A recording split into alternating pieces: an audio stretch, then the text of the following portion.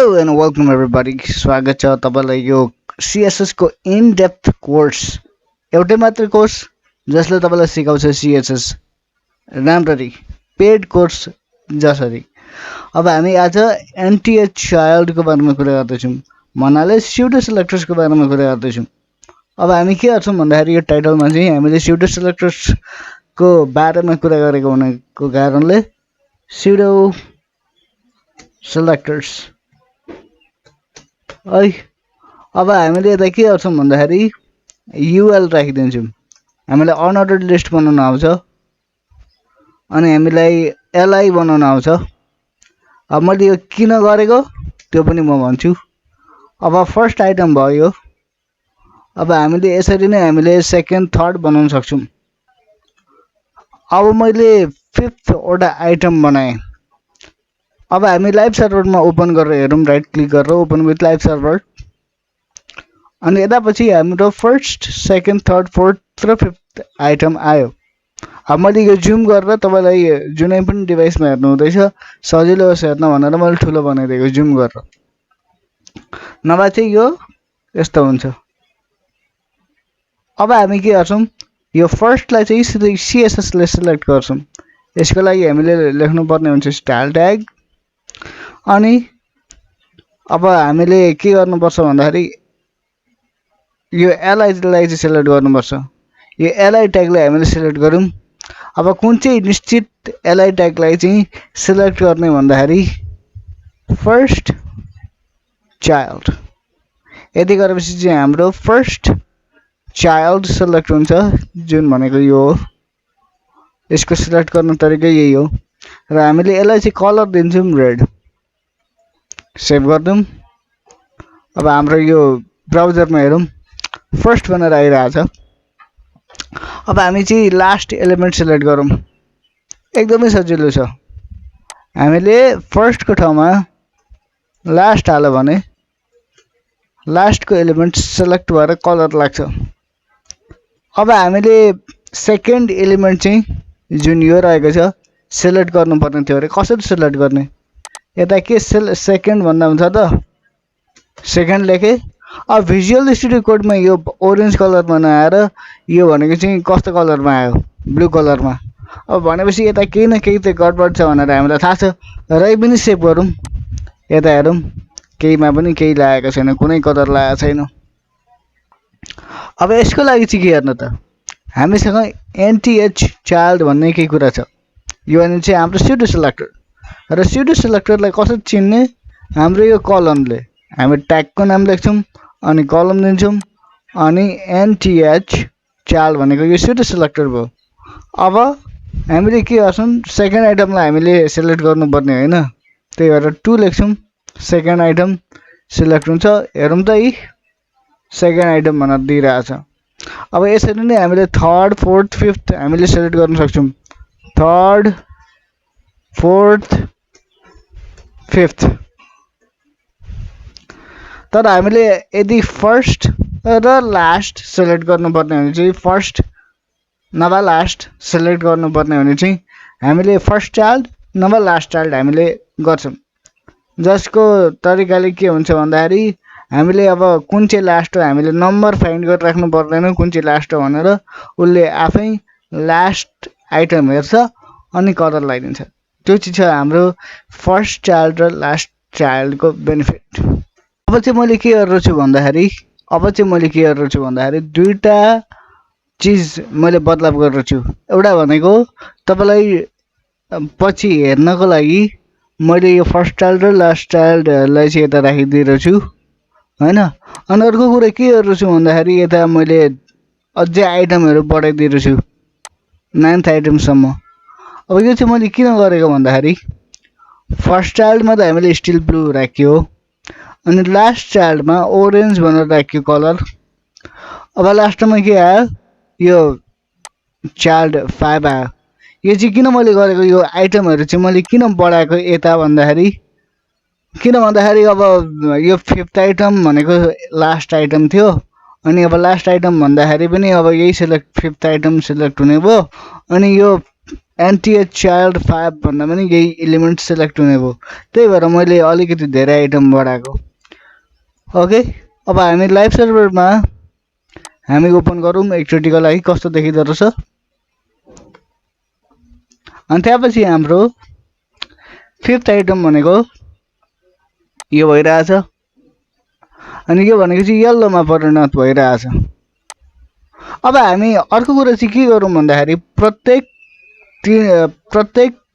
Third आइटमलाई चाहिँ तेस्रो आइटमलाई चाहिँ हामी सिलेक्ट गरेर हामीले के गर्ने भनेर हामीले गर्न सक्छौँ ओके अब यसमा सीएसएस को यो के भन्छ अब कमेन्ट लेख्नको लागि हामीले आफै गर्नुपर्छ किनभने VS कोडले राम्रो गर्दैन कन्ट्रोल र स्ल्यास दियो भने यस्तो खालको कमेन्ट आउँछ यो HTML को कमेन्ट हो यो CSS को कमेन्ट हैन यो HTML फाइल र यो इनलाइन यो इन्टरनल CSS मा झुक्के जस्तो छ यो हैन VS कोड त्यही भएर हामी यता भनेको आफ्नै कमेन्ट स्ल्यास एस्ट्रिक अनि एस्ट्रिक स्ल्यास अब हामी चाहिँ एभ्री भनेर लेखिन्छ एभ्री थर्ड आइटम होस् कि अब कति आइटम हो यसलाई सिलेक्ट गर्नु मिल्छ अब हामी के गर्छौं यसलाई लेख्छौं अनि पहिलेको जस्तै nth-child लेख्छौं pseudo selectorले अनि हामी के गर्छौं भन्दाखेरि 3 अब यो 3 गर्दाखेरि त थर्ड आइटमलाई मात्र सिलेक्ट गर्छ यसमा n हालेपछि चाहिँ यो प्रत्येक थर्ड आइटमलाई चाहिँ सिलेक्ट गर्छ ओके अब हामीले धेरैमा अब अरु कुरामा हामीले कलर लाग्यो भने यसमा चाहिँ ब्याकग्राउन्ड लगाइदिउँ अब ब्याकग्राउन्ड लगाएपछि छुट्याउन अलिकति साह्रो हुँदैन नि त त्यही भएर यसमा चाहिँ ब्ल्याक लगाइदिउँ है त ब्याकग्राउन्ड अब फेरि हेरौँ अब यो फर्स्ट आइटम भनेको चाहिँ यो फर्स्ट भनेको त फर्स्ट भइहाल्यो सेकेन्ड भनेको त सेकेन्ड भइहाल्यो अब थर्डमा लाग्यो नि ब्याकग्राउन्ड ब्ल्याक अब फेरि गनौँ 1 2 पहिलो दोस्रो तेस्रो मा लाग्यो नि ब्याकग्राउन्ड ब्ल्याक फेरि गनौँ पहिलो दोस्रो अनि तेस्रो आयो नि अब हामीले के गरौँ भन्दाखेरि हामीले त अफसेट भन्ने एउटा केही चीज हुन्छ यो अफसेट लाएपछि चाहिँ हामीले के बुझाउन सक्छौं भन्दाखेरि कहाँबाट चाहिँ सुरु गर्ने गन्न अब मैले 0 लगाइदिए अरे यो भनेको चाहिँ यसको डिफल्ट हो डिफल्ट भनेको पहिलेदेखि नै को अब यो लेख्नु र नलेख्नु भनेको एउटै हो अब मैले 0 राखिदिए यसलाई सेभ गर्ने अब 3n+0 भयो अब हामी हेरौँ यो एउटै छ बदलेको छैन तर यदि मैले यता 1 लेखिदिए भने चाहिँ अब के हुन्छ हेर्नुस् है त अब चाहिँ फर्स्ट आइटमबाट सिलेक्ट गर्न सुरु गर्छ अब फर्स्ट आइटम भयो अनि त्यसपछि चाहिँ हामीले फर्स्ट सेकेन्ड अनि थर्ड 1 2 अनि 3 फेरि 1 2 अब अर्को छैन त्यही भएर 3 सम्म पुग्न पाएन त्यही भएर ब्याकग्राउन्ड हालेन ओके अब हामीले के पनि गर्न सक्छौं भन्दाखेरि यसलाई 2 बनाइदिन पनि सक्छौं हैन अब यसको काम चाहिँ के भन्दाखेरि प्रत्येक 2 आइटमलाई चाहिँ यसले सिलेक्ट गर्छ ओके अब हामी जुम प्रत्येक 2 आइटमलाई हैन अब चाहिँ दोस्रो स्टेपबाट चाहिँ काउन्ट गर्न अब थाल्छ अब यो फर्स्टलाई छोड्दियो हैन सेकेन्डमा आयो अब सेकेन्ड देखि चाहिँ स्टार्ट गर ब्याकग्राउन्ड हाल्न अब यतादेखि चाहिँ हामीले 1 2 3 भनेर गर्नुपर्छ फेरि 1 2 अनि 3 हैन अनि फेरि 1 अब अरु छैन त्यही भएर ब्याकग्राउन्ड लागेको छैन अब हामीले यति मात्र हैन हामीले यो 3n को ठाउँमा हामीले 4n पनि हाल्न सक्छौं अब चाहिँ के हुन्छ भन्दाखेरि हाम्रो अफसेट भनेको त 2 छ नि त त्यही भएर एउटा छोड्छ यो फर्स्टलाई छोड्दिन्छ अब सेकेन्डमा जब आयो यो अफसेट को काम यही हो नि त तब चाहिँ यसले सिलेक्ट गरो पहिलेको आइटम चाहिँ सिलेक्ट गरो अनि ब्याकग्राउन्ड लगाइदियो अब चाहिँ हामीले 4 वटा गर्नुपर्छ 1 2 3 4 हैन 1 2 3 मात्र पुग्यो 4 पुग्न पाएन त्यही भएर अर्को आइटम नभएको कारणले भएन ओके अब यस्तो चाहिँ छ हाम्रो। अब एनटीएच चाइल्डको तपाईँलाई अर्को खासियतको बारेमा म इन्ट्रोड्युस गराउँछु। त्यो भनेको चाहिँ के हो भन्दाखेरि यो एनटीएच चाइल्डमा चाहिँ अड र इभन छुट्याउने पनि केपेबिलिटी हुन्छ, भन्नाले क्षमता हुन्छ। अब यो सबैलाई यसलाई चाहिँ म कमेन्ट गरिदिन्छु। अब यसरी त कमेन्ट गर्दैन, त्यही भएर माथि /*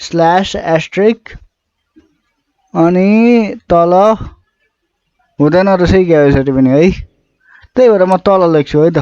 यो सबैलाई एकचोटिको लागि हटाइदिउँ। म पछि तपाईँलाई हेर्नको लागि चाहिँ राखिदिन्छु अहिले लास्टमा, तर अहिलेको लागि चाहिँ सबैलाई हटाइदिउँ।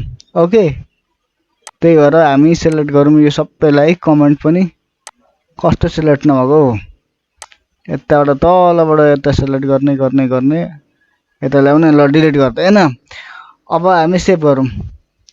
अब हामीले सबै कुरा क्लिन देख्नु छ नि त। अब यो सबै क्लिन फर्ममा आएन, केही रङ पनि छैन, ब्याकग्राउन्ड पनि छैन। अब चाहिँ हामी के गरौँ भन्दाखेरि अब चाहिँ एलआई फेरि सेलेक्ट गरौँ अनि एनटीएच चाइल्ड। अब चाहिँ हामीले अड र इभन हाल्न सक्छौँ। अब हामीले यदि इभन हाल्यौँ भने र हामीले कलर हाल्यौँ भने, जस्तै मैले राखिदिएँ green.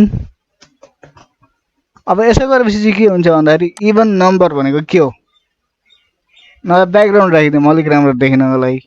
Background, oops, background green, होइन। अब चाहिँ के भयो त, इभन नम्बर भनेको के हो? इभन नम्बर भनेको बिजोडी नम्बर होइन, जोडी नम्बर। अब जस्तै 1 2 जोडी बनाऊ नि, एउटा र एउटा मिसेर अब एउटा र एउटा जोड्यो भने 2 हुन्छ होइन, त्यो जोडी हो नि त, एक जोडी हो नि त। त्यस्तै अब फेरि अर्को जोडी, अब 1 भयो, यो जोडी नम्बर भएन, यो बिजोडी नम्बर हो।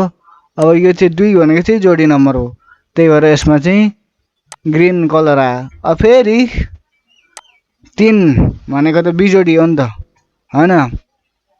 अब दुईटा छ अनि फेरि एउटा छ भनेपछि त अर्कोको त जोडी भएन नि त, त्यही भएर यो भनेको बिजोडी नम्बर भयो, यसमा भएन। 4 भनेको चाहिँ जोडी भयो, 2 जोडी नम्बर, 2 जोडी भयो भने 4 हुन्छ नि त। 1 2 3 4 दुईटा जोडी छ नि त, अनि त्यही भएर यसमा चाहिँ लाग्यो। फेरि 5 मा लागेन, 6 मा लाग्यो, एउटा दुईटा तिनवटा चारवटा पाँचवटा छवटा, होइन। एउटा जोडी, दोस्रो जोडी, तेस्रो जोडी। भनेपछि चाहिँ अब हो यस्तो जोडी र बिजोडी हामीले गर्न मिल्छ।